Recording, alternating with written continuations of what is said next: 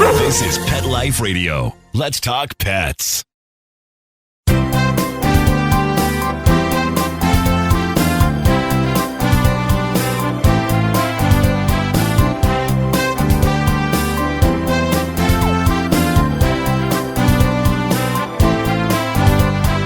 And welcome, and good morning, good afternoon, wherever you happen to be at this lovely hour here in Los Angeles, 9 a.m. Hot and muggy, but you usually get muggy. We get the hot, and it's great. But I mean, it's this morning at 7:30. It's already 80 plus degrees, and I don't know, 80% humidity. I know those of you who are in the Southeast saying, "Hey, that's nothing. We're at 100% humidity." But anyway, for us, it is. We know what you're going through. We get the feeling of just walking outside and starting to sweat. You haven't done anything yet. So as a precaution, watch our dogs. We talk about it all the time, is that you want to be careful not to overexercise them. It's certainly in the heat of the day, but now when it's like hot all day. I remember 2 years ago, I was doing a spot at a local station in Vegas in August. And I'm flying Southwest Airlines, and we land, and it was about 10:30 at night. And the pilot gets on, saying, "Welcome to Las Vegas, where it's a cool 110 degrees." Now, if you know any of the Southwest Airlines, they're always trying to be cutesy. They're trying to be funny. Sometimes they are. Sometimes borderlining a little stupid, but certainly they try. And I get out of the plane. It was 110 degrees. So when you talk about, well, when can you walk your dog? And we're going to talk about a new rule coming from, I think it was, I have to see where it was, but there was we'll get to it, where they have a new rule about dog walking, which is great that they are insisting on it.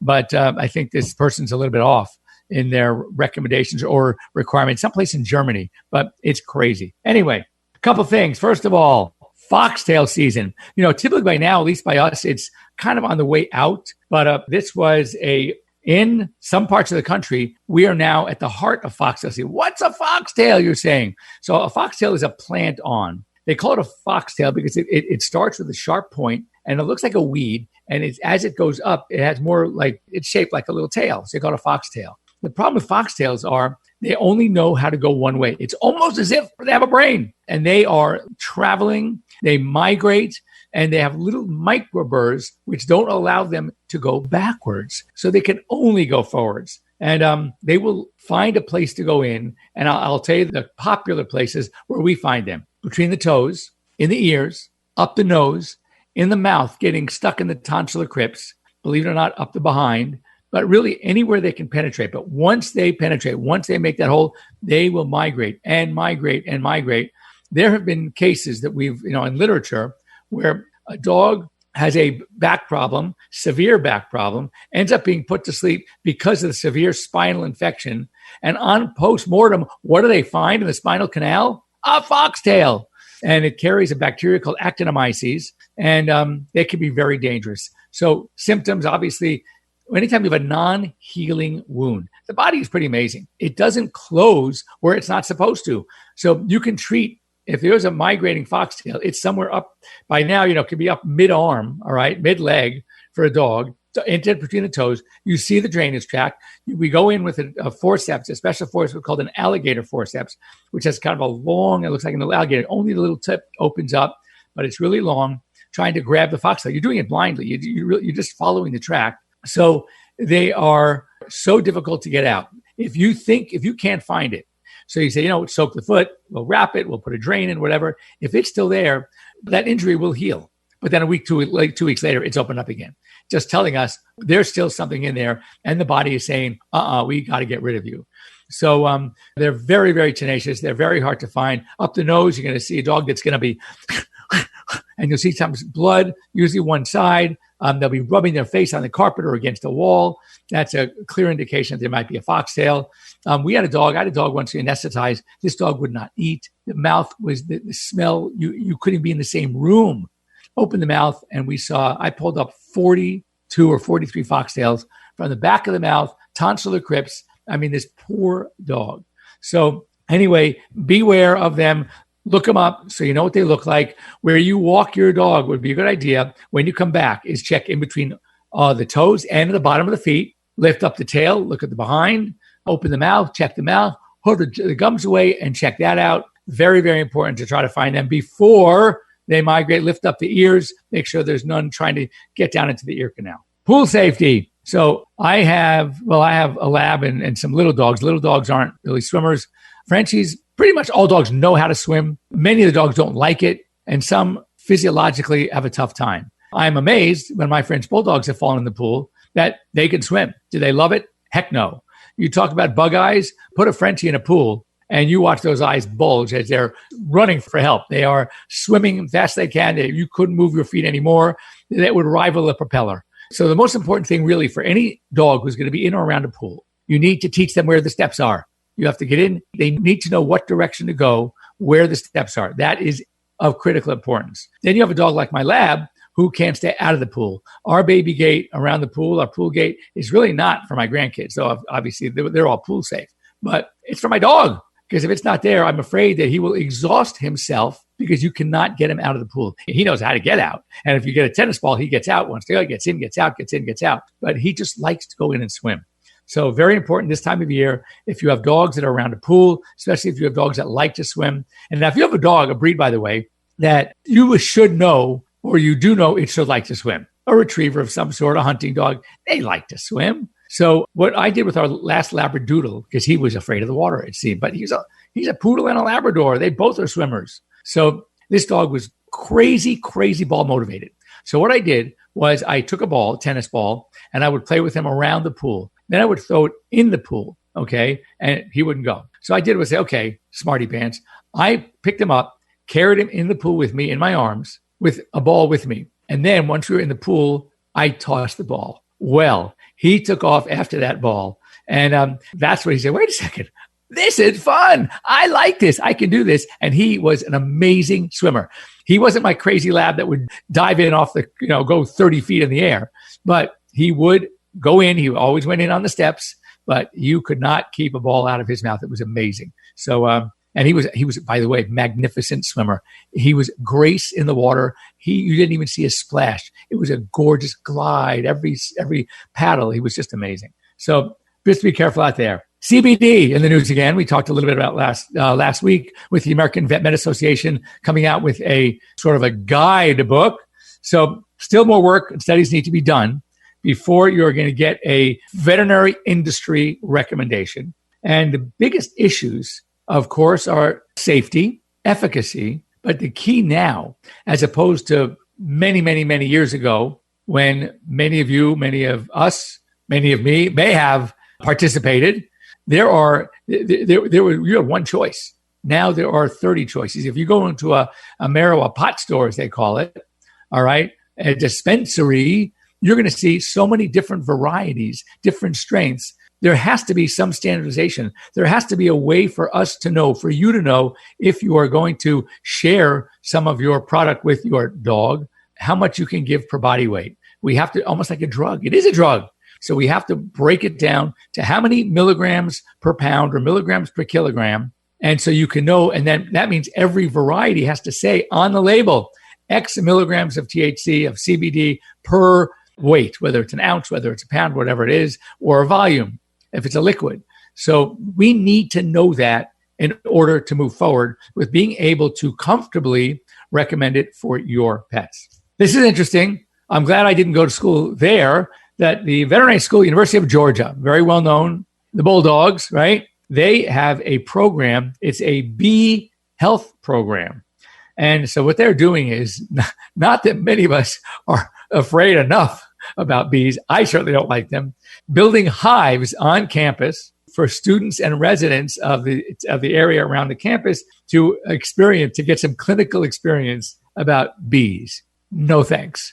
I'm glad that Davis didn't want to do this. And whatever vet school or wherever you live, I'm sure that you're not going to walk into an area that so you can learn about bees. We know enough about them. Their stings hurt. And if you're allergic to them, they can be deadly. So I'm staying away. All right.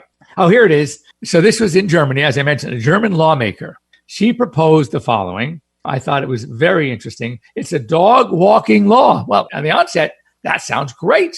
I think there should be a rule. If you're going to have a dog, you need to allot a certain amount of time, a certain number of walks, or at least exercise. If you have a huge expanse of several acres for them to run around it, that's okay too. But this is the law now. They're requiring dog owners of the country's 9.4 million dogs to ensure their dogs get walked, check this out, for at least 1 hour, at least twice a day. Can you imagine? Now, maybe with COVID, you have a little extra time on your hands, but can you imagine walking your dog 2 hours a day? I mean, really, guys, that is excessive. 20 minutes at the park, take a ball, take a Frisbee. Oh my God, you will wear them out. But let them go in a pool. You will wear them out. Take it for a walk in the neighborhood. 15, 20 minutes, a couple of times a day, 3 times a day, which is what we do. That is going to be fine. One of our walks is longer. It's maybe a half hour, but they don't need 1 hour twice a day. That's a bit excessive. And you can imagine that this law is a lot of the pet owners are opposing this new law. And I'm sure we will hear more about it. So just sit tight, more to come. So don't forget your cat's exams. And we talk about this all the time. It's gotten a little bit better, maybe because we're learning more about our cats. But cats, first of all, they seem to be more hardy than dogs in that they don't need us as much. They are fine fending for themselves. And therefore, they also are very good from an evolutionary standpoint of hiding their ills. So you may not realize, nor do you know to look for certain things in behavior, in motion, in appetite, in attitude that might be telling us there might be something wrong with our cats. So even though the vaccines are improved, the rabies shot, if your municipality even requires it, is 3 years, though there is the Filovax, which is a 1 year, which is, I like it better, the PureVax. It's a better vaccine, I think. But 3-year vaccine for rabies, and many states, California doesn't even require it for cats. Then you have the FERCP, that's a 3-year. Leukemia, if you use it, if you need it because you have an outdoor cat, that's a 1 year. So, and even that's, I think, going up. So bottom line is that just because from a vaccine standpoint, we don't need to see your cats every year, we do need to see them for good physical exams. So just as an FYI, don't forget your cats, get them in. I don't have to worry about it as much with my 6 cats because I can do my exam at home and I know them and I can give them their vaccines, etc. But it is just really, apparently in a survey, half of cat parents either knew or suspected that they are not giving their cats enough veterinary care. Well, this is great, but then why not do something about it? So that's also very important. And this I saw last week. It is a dog sharing. Have you ever heard dog sharing? Raise your hand. Who of you would be okay sharing your pets? And that means that have them for, let's say, half the time, and then having them go to someone else's home for the other half, possibly someone that you don't know. Apparently, this is becoming a big thing. People that either travel or for whatever reason can't have their pets. It doesn't mean like 6 months, 6 months. It could be 2 weeks a month, the other 2 weeks a month. So people that travel, instead of having their pets go to a doggy daycare or having a pet sitter come in or trusting your kids, which might be very challenging, they're going to take good care of your pets while you're gone. So why not find someone else who's around when I'm not around, but may not be around when I am around, and let's coordinate with each other's schedules and share our pet. So, it makes sense. It would be cheaper than boarding them every time you have to be out of town. The only things you have to be careful is you have to try to keep their lives as normal as possible. So if you're going to do this, if you are considering it, and I'm sure there's probably a website now, look up dog sharing. You might find one. Find someone in your neighborhood that you are feeding the same foods, that you are trying to keeping about the same schedule, making sure you share the same bed back and forth. It's going to cause a problem if there's too much differentiation between the two locales. So you want to try to keep as much as you can controlled as possible before venturing out and saying, yeah, sure, take my dog for 2 weeks. And then when you go out of town, I'll take him. It might be a challenge. Anyway, what I think would be even better is to try to come up with a friend or someone that you know that would be willing to keep your dog when you are out of town, and you make a deal with them that you'll take care of their dog when they're out of town. That to me makes more sense. And that way you both get your dogs pretty much 90% of the time, and the 10% of the time, because of traveling, vacation, whatever, your dogs are covered. They get along with the other dog, and you don't mind having the second dog. Your friend who you're doing with, they don't mind having your dog. And, I'm sure with me, it's going to be tough with 4 dogs and 6 cats. It's not easy just find someone else. Oh, by the way, can you take care of my 10 pets for 2 weeks? Sure, no problem. I'm sure that's not going to happen. Anyway, don't go away. When we come back, we're going to ask you a question. Think about it. Do you know your vet's name? We'll be right back.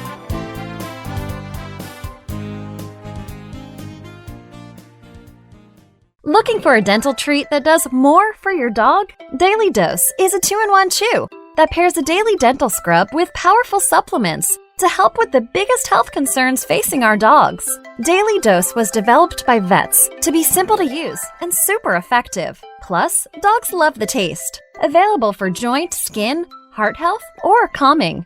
Daily Dose. Your pet's daily dose of awesome. Visit yourpetsdailydose.com to save $3 on your first bag with promo code PETLIFE. That's yourpetsdailydose.com. She's a purebred, orange and white Brittany, but when we adopted April, she started scratching like crazy. I said, what you put into a dog is what you get out. DINOVITE.com. So we had a huge scoop of Dinovite in her bowl. She licked it clean. She loved it. Her coat is now soft, it's silky. Dinovite is nutrition. You get some Dinovite, how happy your dog will be. On Dinovite, she's Little Miss Hollywood. DINOVITE.com. Let's talk pets Let's talk pets on Pet Life Radio. Pet Life Radio. PetLifeRadio.com.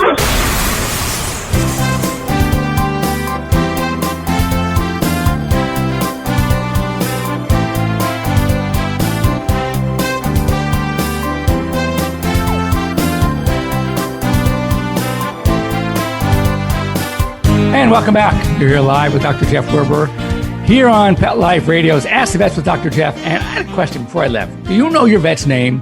And how did this come out? You know, first of all, every now and then I get to sit on my soapbox, and here's one of those times. And, you know, doing my telemedicine platform, AirVet, I take a lot of calls. And I like to know who the vet is. So I asked them because a lot of our vet hospitals are AirVet hospitals, and they hear about AirVet through their hospitals and are recommended after hours when the vets are really busy. Now with COVID, you know, before going in and waiting and doing curbside outside, go on to AirVet because it may be a problem that you don't even have to go in. Anyway, I talked to a lot of clients. Now, remember a couple of facts about veterinary medicine. The largest pet owning segment of the population, millennial. The fastest growing, the millennial. The most spending, the millennial. And I'm realizing something and talking to a lot of millennials that I asked them, so who's your doc? Oh, I don't know. I go to this place on so-and-so. It's like, what? How many parents out there, moms out there listening, if I asked you who your pediatrician for your kids, would you know? You would have a name like that. Of course you know. And how is it that you don't? Your pets are our kids. And what I'm seeing is, let's look at famous doctors. I mean, let's go back. You know, Dr. Marcus Welby, right? Dr. Kildare, Dr. Doug Ross, George Clooney on ER, Dr. Joe Gannon, Chad Everett, right? You know these, Dr. Gregory House. You know the doctors' names. And most parents know their pediatrician. I even know my grandkid's pediatrician. And when I hear that the world is changing, people, they don't care about relationships anymore. And I think, honestly, to get a little bit of a counterpoint, and I'm totally would love to hear from you, that a lot of the corporate practices, they don't want to create that culture where you are stuck to your vet. If you ask one of my clients, who's your vet? That Jeff Werber, that it's going to be like literally like as fast as they know their pediatrician, even faster. And because for me, it was all about the relationship. I want to be from that pet when it's a puppy or a kitten, and I want to be the one to say goodbye 13, 15, 20 years later, whatever the case may be. And we try to build that and encourage that culture, which is why also when I left my practice after I sold corporate, that 80, 90% of my clients followed me because they knew they didn't care about the location. They cared about Dr. Jeff. And so what I'm finding out is that as I talk to other industry leaders, that the relationship for the millennial is becoming less and less significant, less and less important. They really don't care. They want quick. They want convenience. And they will faster telemedicine. 74% of millennials surveyed said they would actually leave a practice that doesn't offer telemedicine for one that does. So clearly, their interest in developing a relationship with a doctor is much less important then I want to get in. I want to get out. I don't care. I don't care about personality. I just want my pet looked at. I just want my pet treated. I just want him to have the surgery. I just want him to get better. They don't care about anything else. So I find that so disheartening on one hand. And if you were to ask me, one of the things that has kept me going as I'm in my 37th year of practice is it's the relationship. The stuff that I see on a daily basis now, I've seen it all. I've seen almost everything. I mean, of course, there are things out there that they do. I still consult with my good friend, Dr. Dave Feldman, who's a board-certified veterinary internist, and the surgeons at the surgical facility. Of course, I'm going to see some zebras out there. But as far as the horses, and again, when I compare horses to zebras, that means the things that are more likely, the most common, versus things that are very esoteric that you may not see more than once or twice in a lifetime, a veterinary lifetime. I've seen all the horses. I make diagnosis pretty much on the phone with 2 words coming out of the client's mouth, and I already know what's going on.